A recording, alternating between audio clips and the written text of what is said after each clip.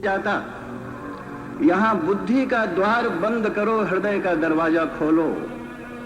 पिबन्ति ये भगवत आत्मनः सतां कथामृतम। अमृत है ना, कथा ये विचार नहीं है।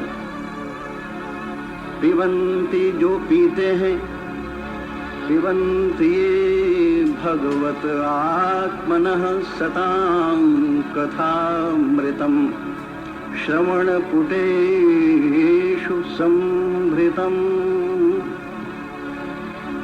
पुनन्ति ते हृदय विदूषिताशयम् व्रजन्ति तच्चरणसरोरुहान्तिकम्। पिबन्ति महाराज जो पीते हैं। इसलिए श्रीमद् भागवत जी की कथा सुनने मत आना माताओं, पीने के लिए आओ। पीने के लिए क्या करना होगा? बोले हृदय का दरवाजा खोलो, प्यास लेकर आओ, प्राणों में एक तड़फ लेकर आओ।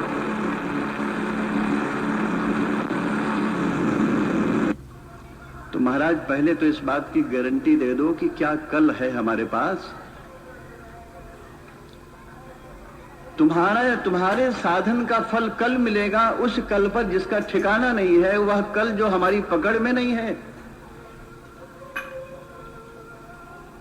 एकमात्र ऐसा साधन श्रीमद् भागवत है, जिन श्रीमद् भागवत जी ने कहा कि महाराज अभी सुनो, अभी आंखों में आंसू लेकर जाओ, अभी अपना बोझ उतार कर हल्के होकर जाओ, अभी शांत शीतल होकर जाओ, अभी जीवन का परम समाधान लेकर जाओ, कल पर मत छोड़ना। श्रीमद् भागवते महामुनि कृते किंबा परैरीश्वरः सद्यः।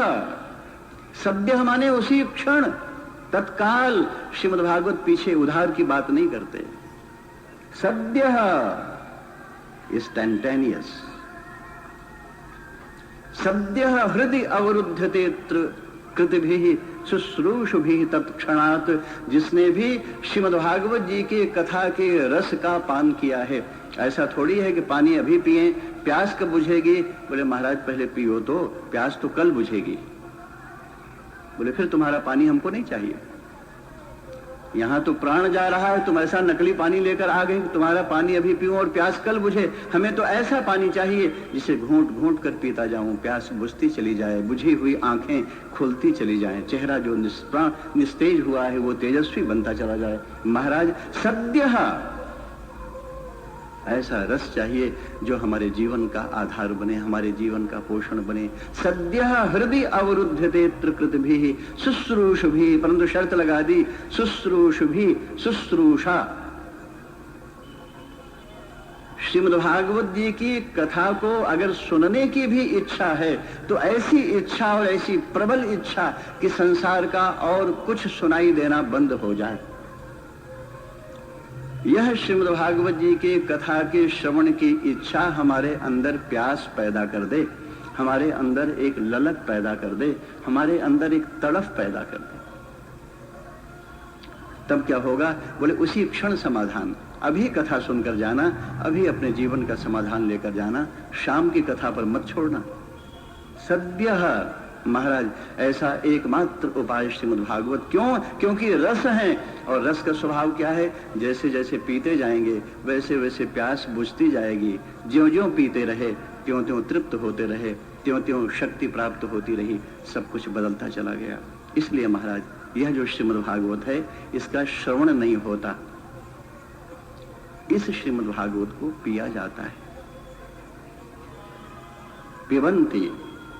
और इसीलिए गोपियां भगवान श्याम सुंदर श्री कृष्ण को पुकारती हैं। रासलीला के प्रसंग में गोपी गीत का प्रसंग है, तो गोपियां कहती हैं श्री भगवान को पुकारते हुए, श्याम सुंदर तव कथामृतम, तव कथामृतम तप्त जीवनम कविभिरीडितम कल्मषापहम श्रवणमंगलम, श्रवणमंगलम श्रीमदाततं भुवि गृह्णन्ति ते भूरिदा जना।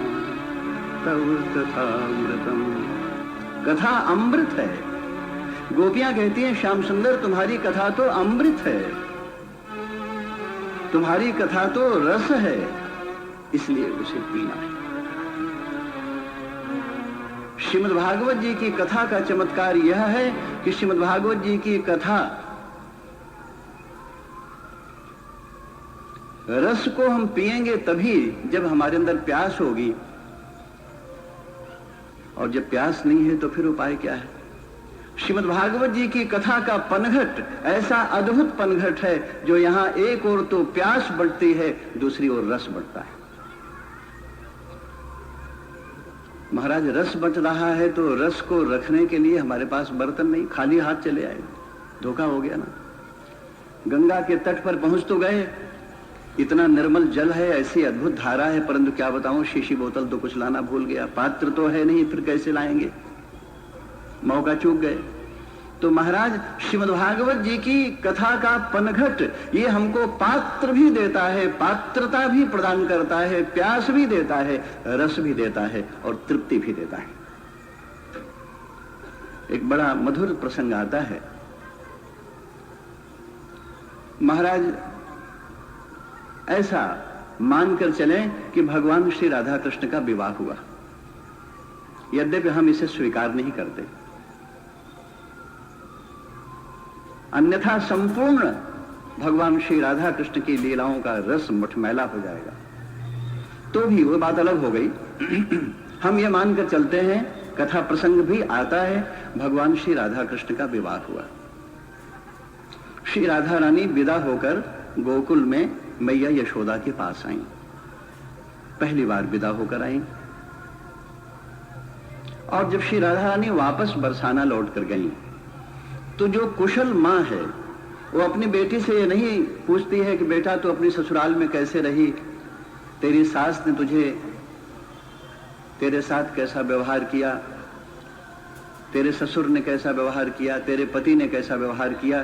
क्योंकि अगर शील है, लज्जा है, मर्यादा है, तो कोई पुत्री अपने ससुराल में तकलीफ पाने के बाद भी अपने माता पिता को जाकर अपने मन की पीड़ा नहीं बताती, उसे चुपचाप बर्दाश्त करती है। ये तो मेरा भाग्य, मेरा प्रारब्ध, मेरी किस्मत जैसी की तैसी रही, अब इसे अपने प्रारब्ध में माता पिता को क्यों सम्मिलित करें, उन्हें क्यों दुखी करें। तो जो कुशल मां है बड़ी चतुराई से, बड़ी चालाकी से अपनी बेटी के उठने बैठने के ढंग को देखकर यह अर्थ निकाल लेती है कि मेरी बेटी अपने ससुराल में प्रसन्न रही या दुखी रही। तो महाराज जब श्री राधा रानी आई लौटकर बरसाना, तो मैया कीर्ति ने बड़ी बारीकी के साथ श्री राधा रानी के चाल ढाल पर नजर रखा। मैया कीर्ति को लगा कि मेरी बेटी तो बड़ी उदास लगती, जैसे पहले चहकती थी, इस बरसाने में बड़ी गंभीर, बड़ी उदास, प्रसन्न नहीं मालूम पड़ती। तो मैया कीर्ति बड़ी घबरा गई। मैया कीर्ति ने श्री राधा रानी को अपनी गोदी में बिठाकर बड़े प्यार से पूछा, क्यों बेटा, क्या बात, क्या गोकुल जाने पर तुझे तकलीफ मिली? क्या यशोदा तुझे प्यार नहीं करती? क्या बाबा नंद तुझे प्यार नहीं करते? क्या श्याम सुंदर ने तुम्हारा अपमान किया, तो इतना उदास क्यों है? तो महाराज श्री राधा रानी तो फफक फफक के रोने लगी। मैया कीर्ति ने कहा, बता तो सही बेटा, बात क्या है? बोले मैया मैं उस घर में कभी दोबारा नहीं जाऊंगी। क्यों, बात क्या हो गई? बोले मैया वहां आपको कोई कुछ अच्छा नहीं लगता। कुछ नहीं अच्छा लगता? कन्हैया तो अच्छा लगता है ना। बोले सबसे बदमाश तो वही है। क्या बात है? बोले मैया एक और तो बाबा नंद चारों तरफ यह घोषणा कर देते हैं, डुगडुगी बजाकर यह घोषणा कर देते हैं कि बाबा नंद के द्वार पर रस बट रहा है, जो भी रस लेना चाहे बाबा नंद के द्वार पर आए। 9 लाख गायों की मालकिन है मैया यशोदा, उनके पास कितना दूध, कितना घी, कितना माखन, कितना दही, कितना गोरस होगा, उसकी कोई सीमा है? तो महाराज बाबा नंद के द्वार पर रस बट रहा है, परंतु जो भी लेने के लिए आया सभी भागे चले आए बेचारे, बड़े बड़े ज्ञानी, योगी, ध्यानी, तपस्वी, जटी, मुंडी, और कौन नहीं आया। और आने के बाद श्री राधा रानी कहती हैं कि मैया, फिर जो तुम्हारा, जिसको तो बहुत बखान करती है ना, तुम्हारा कन्हैया, एक एक आदमी के पास जाकर कहता है तुम अपना बर्तन तो जरा दिखाओ, छी छी छी, तुम्हारा बर्तन ठीक नहीं, तुम्हें दूध नहीं मिलेगा, जाओ जाओ, अरे तुम्हारा बर्तन तो टूटा हुआ है, तुम्हारा बर्तन तो खुरदुरा है, तुम्हारा बर्तन ऐसा है। एक एक के पात्र को देख देख कर महाराज उसे अस्वीकार कर दिया, स्वीकार नहीं किया, जाओ जाओ, तुम्हें नहीं मिलेगा, तुम्हें नहीं मिलेगा, और सबको लौटा दिया, एक को एक रस की बूंद नहीं दी। क्षीर सागर लहरा रहा मैया यशोदा के द्वार पर, परंतु सारे प्यासे के प्यासे लौट कर चले गए। तो मैया कीर्ति ने कहा, बेटा तू चाहती क्या है? बोले, मैया मैं चाहती हूं कि तू सारे संसार में यह घोषणा कर दे कि जिसे भी बाबा नंद के द्वार पर जाकर रस लेना हो, वह सबसे पहले राधा रानी के द्वार पर पात्र ले ले, फिर मैं देखती हूं कैसे लौटाता है। कैसे दोनों प्रभु कृपा करते हैं जीव के ऊपर। श्री राधा रानी के द्वार पर पात्र बंट रहा है, सबसे पहले राधा के द्वार पर आकर पात्र लो, पात्रता प्राप्त करो, तब बाबा नंद के द्वार, श्री कृष्ण के द्वार पर जाकर रस भरो। महाराज इस प्रकार वो पात्र दे रही हैं, वो आगे आगे पात्र बांटती चलती हैं, पीछे पीछे श्याम सुंदर श्री कृष्ण अपनी करुणा कृपा भाव रस मधुर महाराज झाड़ी लिए हुए रस भरते चलते हैं। एक रस भरता जाता है, दूसरा पात्र प्रदान करता चला जाता है। ऐसी अनंत करुणा कृपा भगवान श्री राधा कृष्ण की। गंगा के पावन तट पर संपूर्ण भूमंडल से एकत्र हुए हैं बड़े बड़े ऋषि महर्षि, बैठे हैं भगवान पराशर, महर्षि वशिष्ठ, महर्षि व्यास, च्यवन, पिप्पलायन, अंगिरा। कौन ऐसा उस जमाने का संत ऋषि महर्षि नहीं है जो आज गंगा के पावन तट पर विरक्त बैठे हुए महाराज परीक्षित का दर्शन करने ना आया हो। महाराज परीक्षित ने सभी के चरणों में मस्तक झुकाकर केवल एक बात कहा है, तक्षक नाग के डस लेने से मेरी मृत्यु हो जाएगी, तिथि निश्चित है, मुझे मरने का डर नहीं है। बहुत जो ध्यान देने की बात और विचार की बात है। महाराज परीक्षित ने कहा, मुझे मरने का डर नहीं है, मैं डर के मारे भाग कर नहीं आया। अगर डर कर भागा होता तो किसी हॉस्पिटल में चला जाता, किसी नर्सिंग होम में चला जाता, जहर उतारने वाले किसी बहुत बड़े वैद्य और डॉक्टर की शरण में चला जाता और नाना प्रकार के उपाय कर अपना बचाव कर सकता था। परंतु महाराज परीक्षित ने कहा कि मनुष्य के जीवन की जो अनिवार्य घटना है उससे डरते क्यों हो? सब कुछ टाला जा सकता है, सबसे बचा जा सकता है, परंतु मरण से नहीं बचा जा सकता। इसलिए महाराज परीक्षित ने कहा, मैं डर कर भागा नहीं हूं, मरण से बचाव करने यहां नहीं आया, मैं केवल यह प्रार्थना लेकर आया हूं कि मेरा मरण धिक्कारा नहीं जाए। चिता तो सभी की जलती है, परंतु ऐसी चिता जले जिसकी रोशनी में कोई भटका हुआ राही अपनी राह पा जाए, तो महाराज उसकी चिता भी धन्य हो गई। ऐसी जिंदगी जीऊं और ऐसा मरण मिले। इसलिए श्रीमद् भागवत जी ने कहा कि मरण मनुष्य के जीवन का श्रृंगार है, मरण मनुष्य के जीवन की पूर्णता है। जिंदगी अगर अंगूठी है तो मरण उस अंगूठी में जड़ा हुआ हीरे का नग है। अंगूठी और नग का जो रिश्ता है वह रिश्ता जीवन और मरण का है। अंगूठी कैसे भी हो, परंतु नग के आते ही कीमती हो जाती है, नग के आते ही उसका श्रृंगार हो जाता है। ऐसे ही प्रत्येक जीवन का श्रृंगार उसका मरण है, उसके मरण में है, इसलिए मरण को संवारो। ये श्रीमद् भागवत जी का उपदेश है। जीवन तो चला गया महाराज, जैसे तैसे चला गया, क्या फिक्र करनी, जो चला गया, अच्छा गया कि बुरा गया, सुख में गया कि दुख में गया। बोले अब जो बचा है और आगे जो मरण निकट है उस मरण को संवारो। मरण कुरूप नहीं है, मरण डरावना नहीं है, मरण हमारे प्रियतम की तरह प्रिय है। तो मरण से क्यों भाग रहे हो? मरण अंधेरा नहीं है, ऐसा कहो कि जिंदगी अगर उजाला है तो मरण अंधकार है, ऐसा नहीं है। जीवन प्रकाश है तो मरण भी प्रकाश है। जीवन के प्रकाश की मरण पूर्णता है।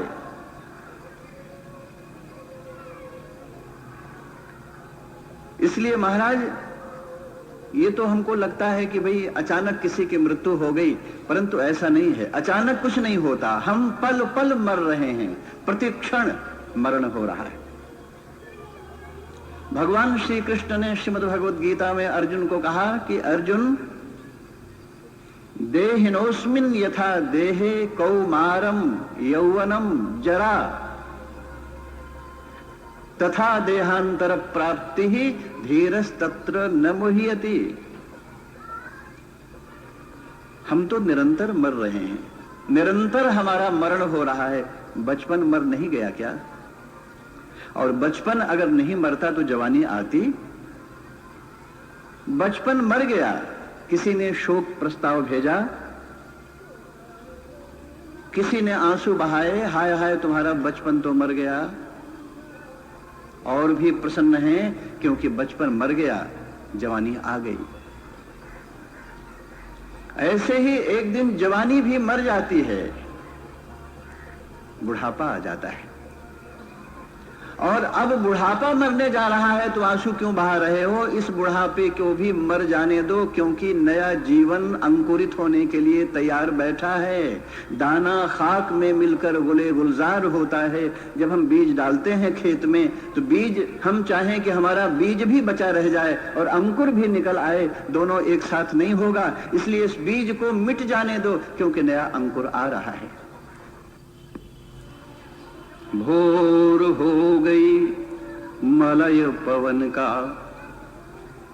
आंचल फिर लहराया, झोंका आया दीप बुझ गया, खिला फूल मुस्काया। ये तो समय समय की बात, किसी की भोर किसी की संध्या, समय किसी का मरण किसी का जीवन बनकर आया। दीपक और फूल से सीखो, कब बुझना कब खिलना, मिट्टी में या सूर्य किरण में कब दोनों को मिलना।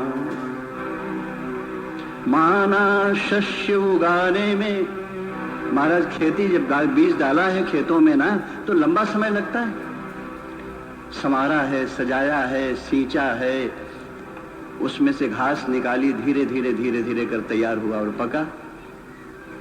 माना माना शस्य उगाने में लगते 12 पखवारे, खेत एक दिन कट जाता पर हाथ नहीं हत्यारे।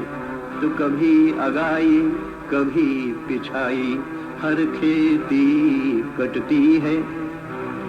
आगे पीछे सभी लाइन में खड़े, कभी अगाई कभी पिछाई, हर खेती कटती है।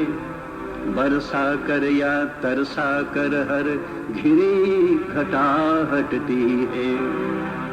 सिवा समय के और सभी के खेल खत्म हो जाते, हर दिन का युग ढलता, रजनी जाती हो फटती है।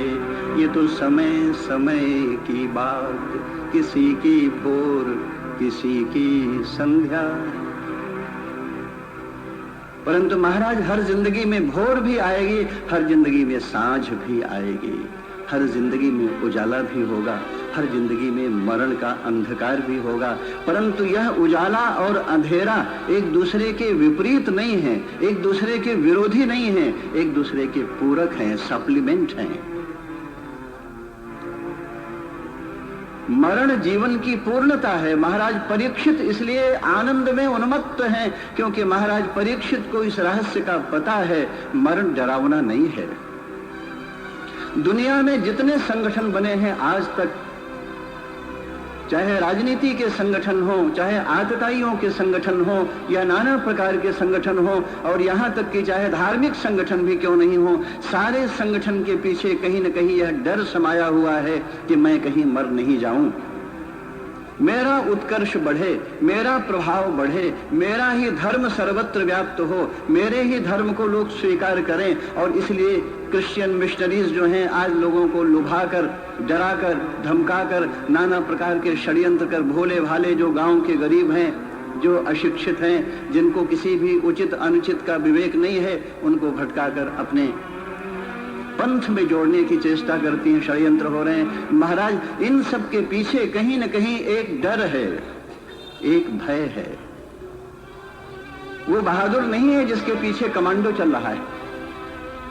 लोग कहते हैं वाह महाराज क्या वीर, क्या बहादुर है, उसके साथ तो राइफल लिए हुए, उसके साथ तो रिवॉल्वर लिए हुए लोग चलते हैं। क्या बहादुर की यही पहचान है?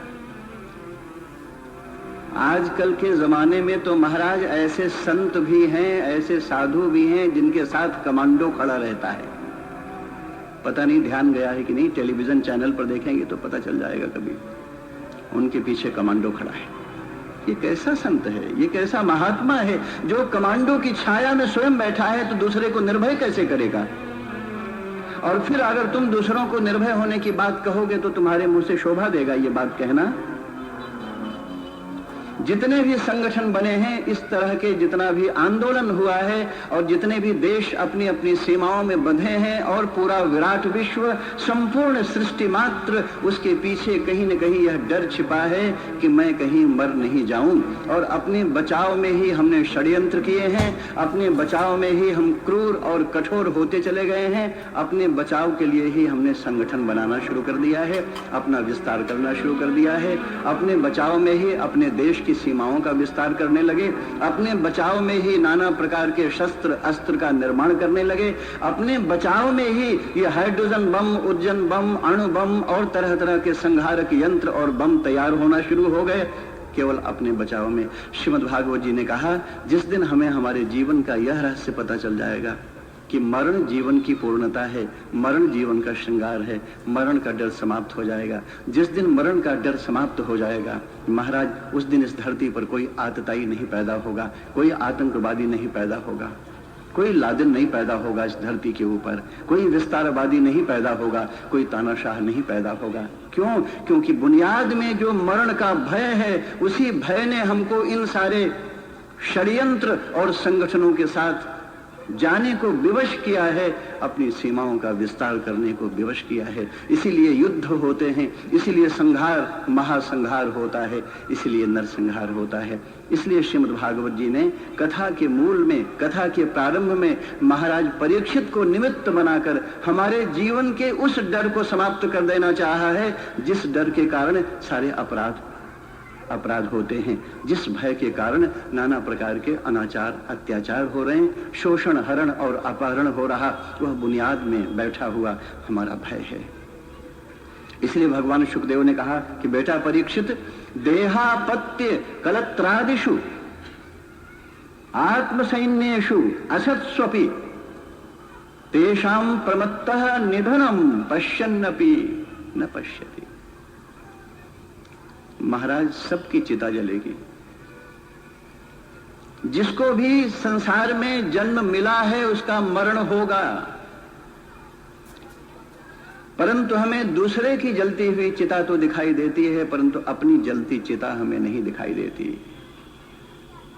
भगवान शुकदेव कहते हैं, देहापत्य कलत्रादिषु आत्मसैन्येषु असत्स्वपि, हमारा शरीर हो या हमारे शरीर से बने हुए रिश्ते और नाते हों, दुनिया भर के संबंध हों और व्यवहार में जो भी चल रहा है, ये सब असत है, इसका कोई अस्तित्व नहीं। और ये